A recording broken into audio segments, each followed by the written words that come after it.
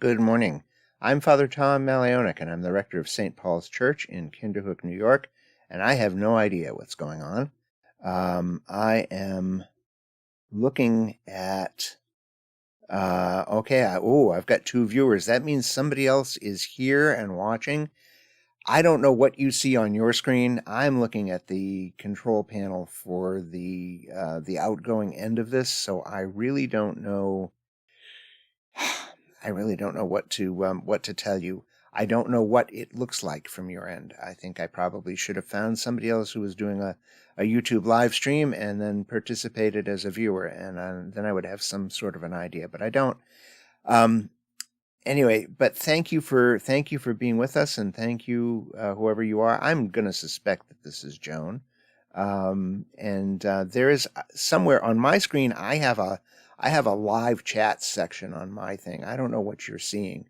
If you have a live chat thing, could you perhaps just do me the favor of just putting something in there so that I know roughly, what you've got and who's seeing what.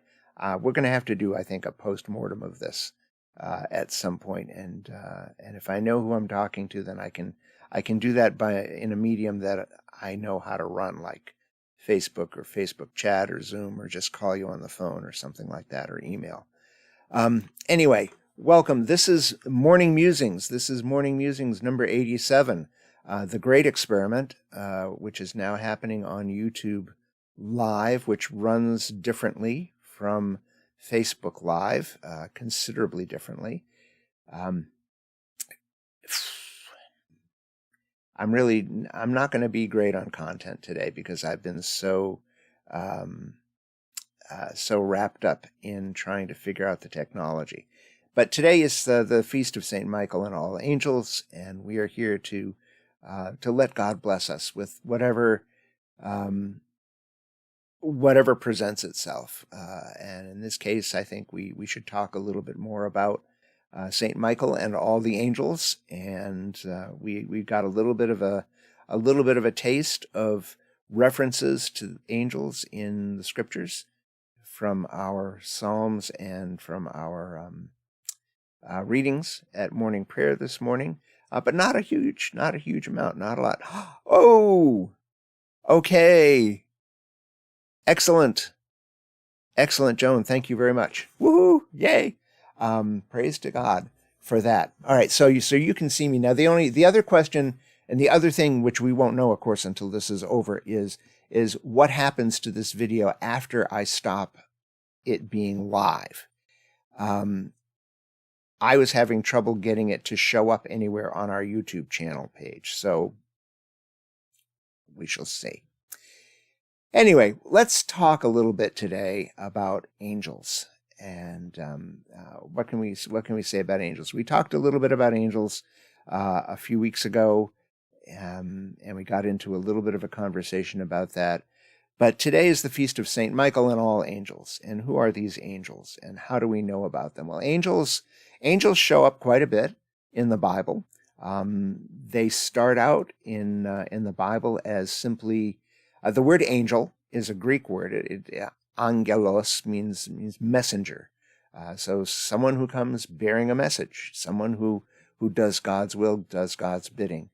In the Old Testament, they are not simply deliverers of news or information, but they also go out and they do things for God. They serve God as God orders them to go out and do things for people, for the people to whom God sends them.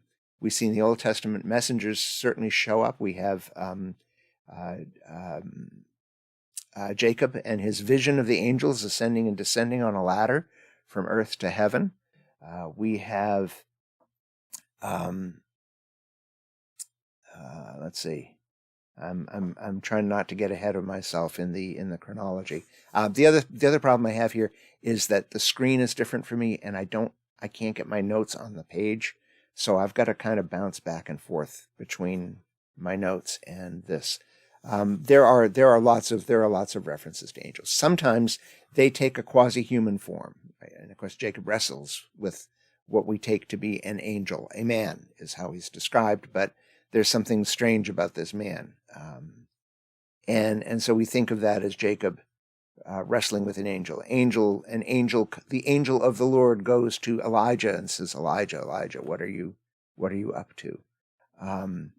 Why are you hiding? Why have you run away?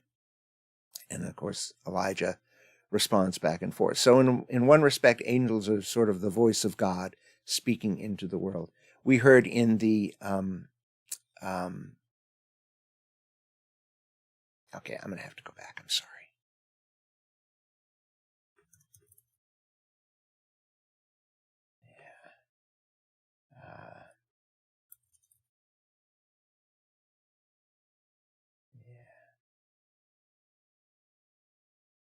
Okay,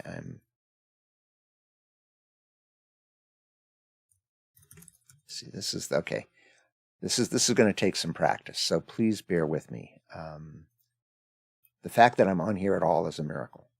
So anyway, so the letter to the Hebrews. That's what I was thinking of. The letter to the Hebrews. The letter to the Hebrews takes great pains. It acknowledges angels, but it takes great pains to say that Christ is superior to them, and that the angels don't get.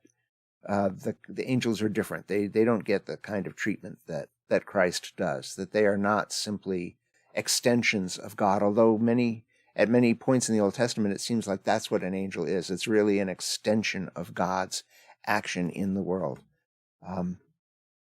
We see in the New Testament, of course, angels appear quite a bit in the Gospels. They appear at every juncture where there's some major mystery that's going on, whether it's the Annunciation. The angel comes to Mary and says, Mary, you're going to conceive and bear a son. There is an angel there are angels who minister to Jesus during his temptation in the desert. There are angels that minister to him during his temptation in the Garden of Gethsemane. Angels come and minister to him. There is an angel. The angels are the ones who at least in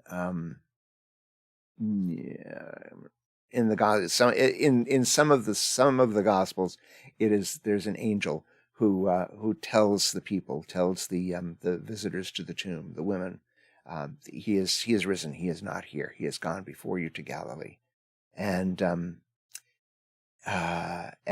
course at the ascension in the Acts of the Apostles, early in Luke's account, the Acts of the Apostles, there are angels that say, Men of Jerusalem, why are you standing here looking up at the sky? This Jesus will return the same way he left. And so angels continue to play a role there.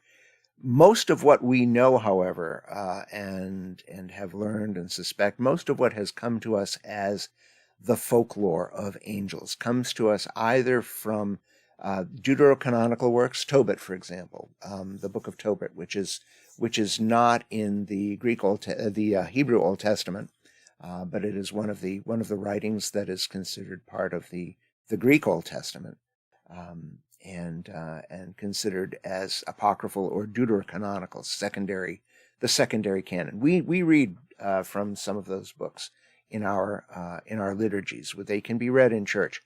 We don't base doctrine on them, which is why, for example, a lot of the doctrine about angels doesn't make it at least into Protestant or Anglican thought. But nevertheless, the folklore is there. In Tobit, for example, it is the angel Uriel who advises Tobit how to go about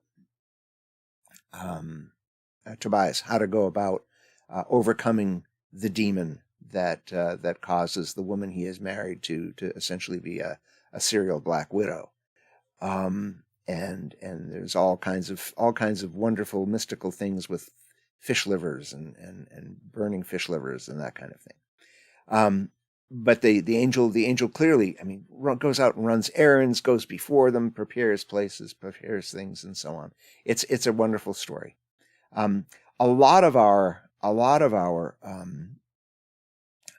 knowledge or folklore about angels comes from a work called the First Book of Enoch. It is preserved primarily in the Ge'ez language, which is the Ethiopian liturgical language, the older language that was preserved in much the same way that Latin is the liturgical language in the West and Greek in the East. Not necessarily always understood by people, or Old Church Slavonic, for example. So it is a more ancient language, and it is used only in liturgy. So Ge'ez is the language in which liturgical texts, scriptures, and so on are preserved for use by the Ethiopian churches, and now also by the Eritrean churches that split off from them. But the book of the first book of Enoch is a long work. It is got all kinds of stuff in it. It is lots of writings that kind of at some point were maybe considered, gee, maybe this should be the scriptures. Maybe it's an apocalyptic type work. It's like Daniel. It's like the book of Revelation. It's got all kinds of allegory in it. It's got all kinds of symbolism in it. It's got all kinds of sort of letters and wisdom and all kinds of things. I have a link to that.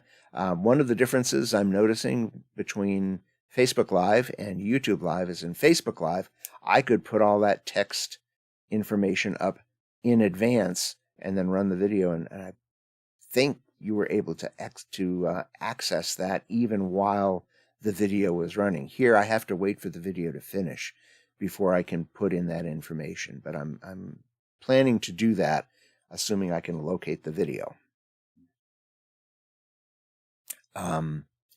Yeah, so anyway, the first book of Enoch, I have a link to that for you if you want to get into it. Like all apocalyptic literature, it needs to be interpreted. It cannot be taken simply at face value, and it is not simply, a Da Vinci Code thing. It is not just simply a simple substitution. It's not a simple cipher where you just substitute this character in the real world for that character in the story, and boom, you've got the meaning.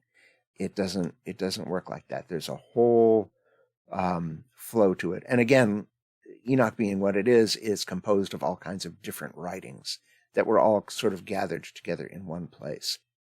But a lot of our folklore about the names of the angels, for example, Gabriel, the angel Gabriel. There's nothing in I don't believe there's now I'm starting to second guess it, but I don't believe Gabriel is mentioned in the New Testament.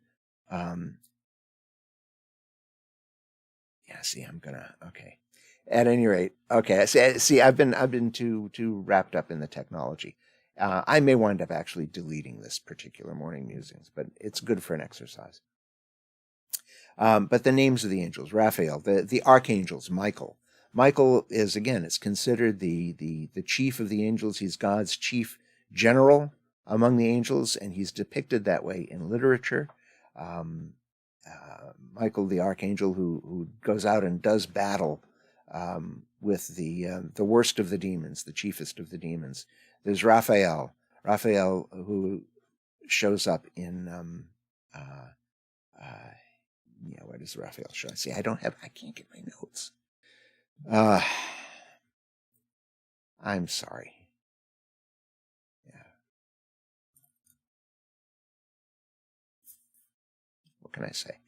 All right, this is gonna be a bust today. But we have some names of angels that we have become familiar with, like Raphael, Michael, Gabriel, Uriel. Those are names that we have at least heard. The idea of guardian angels, again, comes down to us, not only from Enoch, but through other sources as well, that were influenced by that kind of apocalyptic writing. In the High Middle Ages, the Late Middle Ages, the scholastic philosophers, since they were trying to catalog, they were trying to essentially apply the sort of beginnings of scientific reasoning to matters of the spirit, to matters of God. So they were just as people were starting to classify and to categorize plants and animals. There are all of these sort of spiritual realities that people said, well, we can apply that same kind of classification scheme to those, or devise a classification scheme for them. So folks like Peter Abelard, who came up with one of the sort of principal formulations, an encyclopedic treatment of topics in Christian theology and Christian philosophy. They were called the sentences, and there sprung up a tradition of taking his sentences and then writing commentaries on those, so that you had this sort of ongoing development of Christian wisdom in the new environment of universities, of centers of learning in the urban centers of the year 1000 and to about 1200 maybe. People like Thomas Aquinas, that was their era, that was their period. Aquinas did his own Summa Theologiae, but it was similar to in form, and it built on things like Abelard's sentences. So Thomas had his whole system, his whole formulated system of theological thought, and it was a way to get your head around all of the various different topics in theology and philosophy. Aristotle had recently been rediscovered. Texts that had been, people knew about Aristotle but did not know much of Aristotle's thought because the actual texts were lost. The great library at Alexandria burned, and with that was lost a great deal of the writings of the classical world. But those things had existed in translation. There were, in fact, Arabic translations of Aristotle that were now being retranslated back into the European languages, back into Latin, back into Greek, and even perhaps some of the modern European languages. But they were being recovered through these translations that had been preserved elsewhere. So you have an Arabic translation of Aristotle, and he was being rediscovered. So instead of looking at the world through the eyes of Plato, say, Aquinas decided to see if we could look at the world through the eyes of Aristotle. That's a longer treatment, a longer presentation. Aquinas was certainly the one who wound up as being the favored treatment, partly because he was so comprehensive. He was prolific in his writing. He's my namesake, and I just sort of bask in his glow. But Aquinas was one of the great systematizers, and again, it is as much philosophy as it is theology.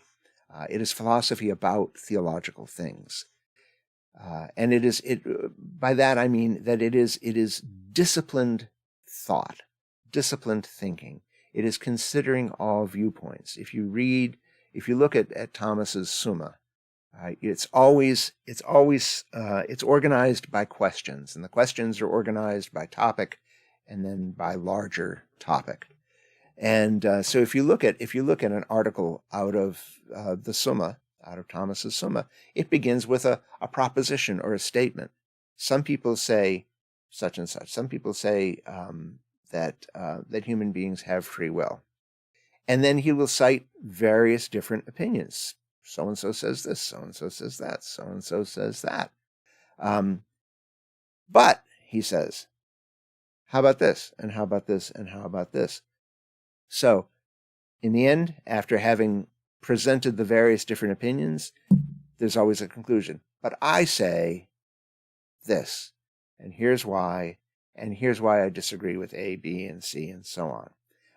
It's a very organized way to treat it, and everything gets that same kind of pattern applied to it, that same kind of organization. It's a wonderful way to systematize knowledge of the world.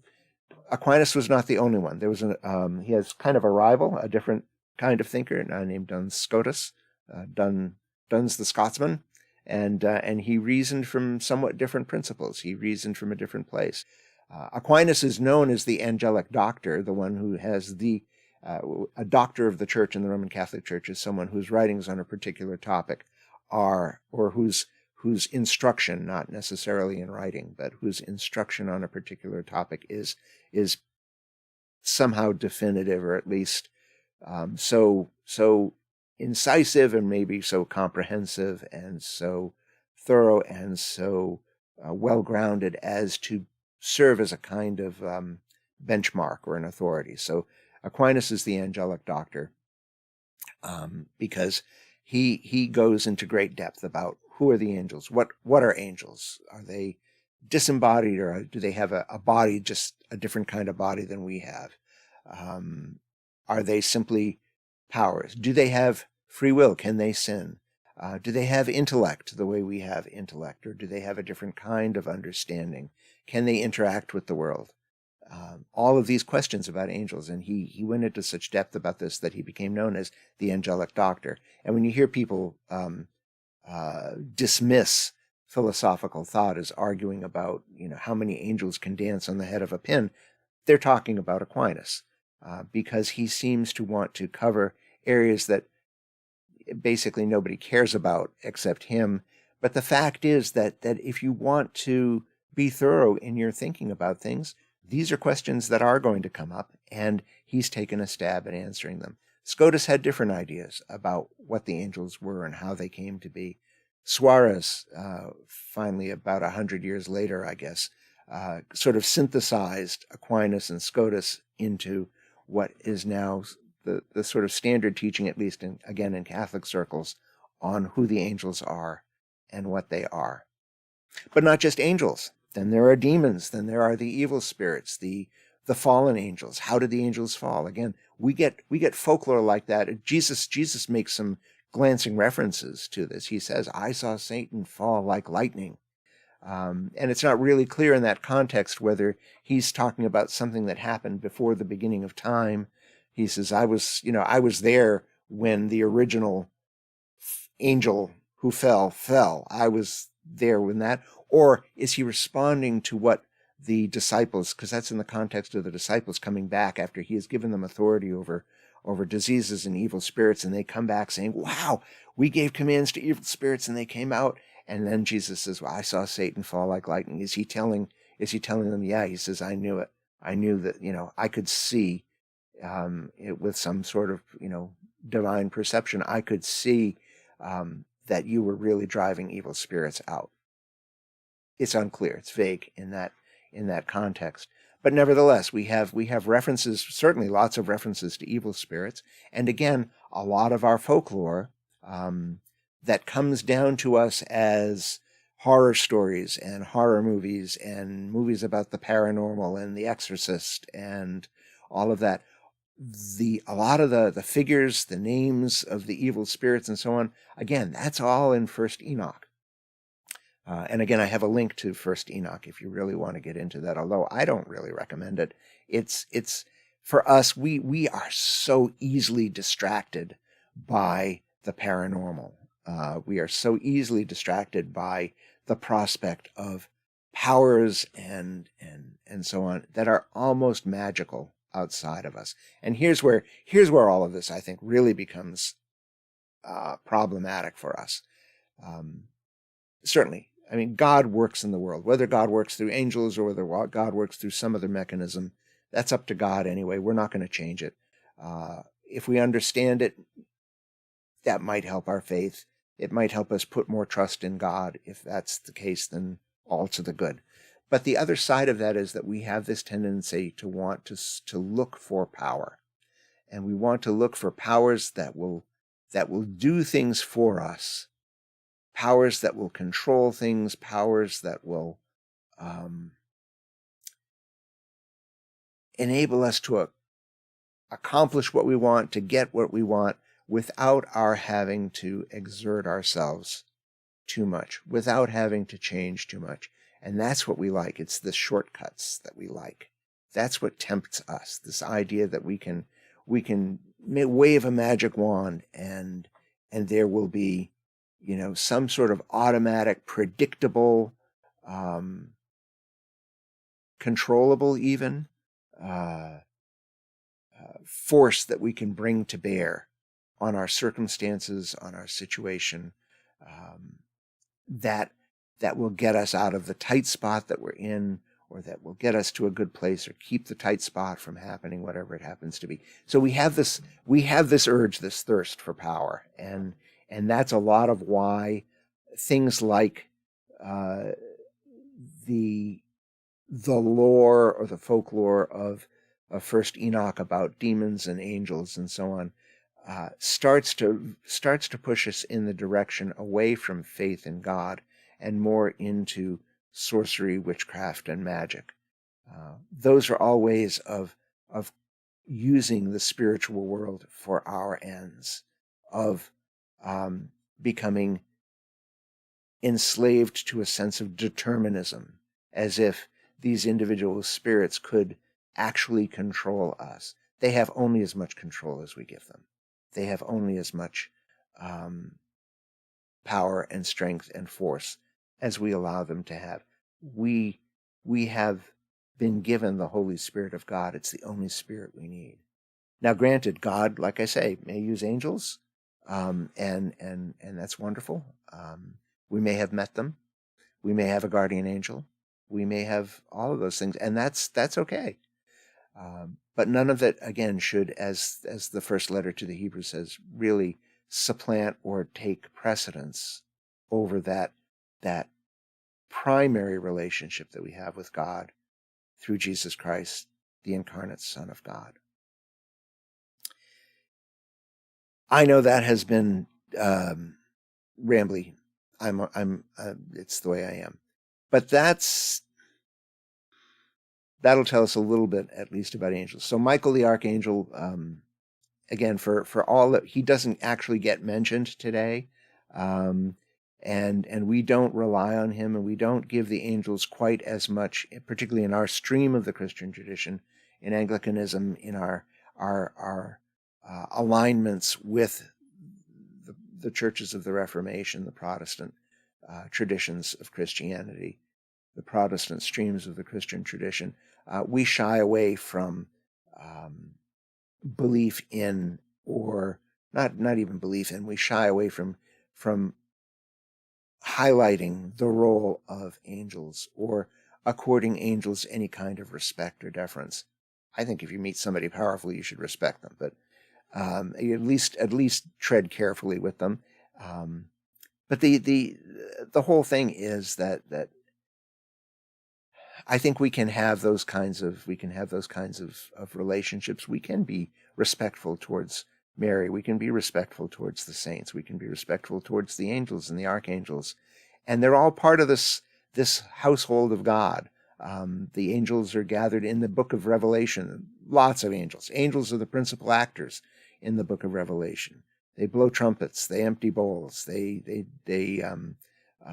guard over the various churches.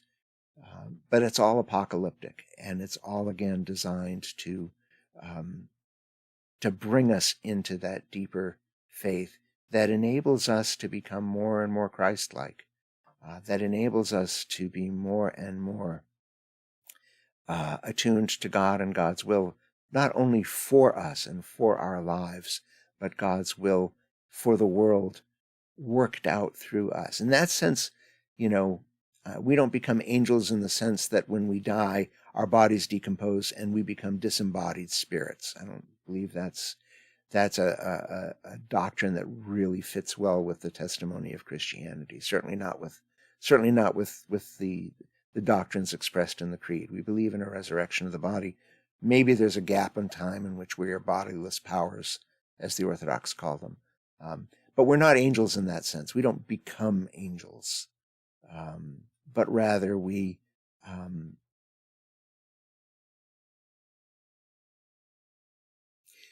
are God's messengers to the world, and we are God's servants in the world. But more than servants, friends, more than friends, adopted sons and daughters. So, okay, for a first try on Facebook, on YouTube Live, I'm going to call this quits for now.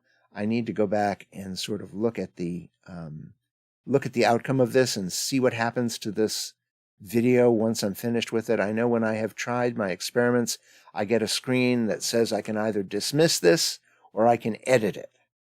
And then when I go to edit, it gives me a presentation about this video and then no opportunity to actually do anything. So I get a screen that's all locked up and frozen. I can't move it. I can't put it anywhere. I can't save it. I can't do anything. It's all grayed out. But if I hit dismiss, the whole thing just gets deleted. So I'm gonna do that. I'm gonna see what happens.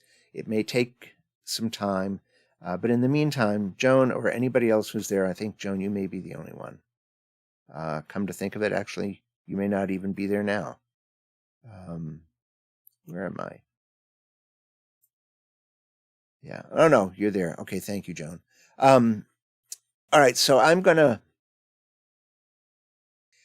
see what happens with this, and Joan, you know the drill. I'm here for evening prayer at 5 if you can make it, and if you wouldn't mind continuing to help me troubleshoot this so that I at least have some idea from you of what things look like on your end. That would be really helpful. Thank you so much. Okay. Oh, and there's also, by the way, I think there's a delay. When I say something on this end, it takes about 10 seconds for you to hear it. So when I say something, you're not hearing it until 10 seconds after I say it. So from my end, it looks like there's a considerable delay. But thank you for listening. God bless you. And let's keep working at this. Keep me in prayer as I keep you in mind. God bless. Bye-bye. Now, let's see if I can do this.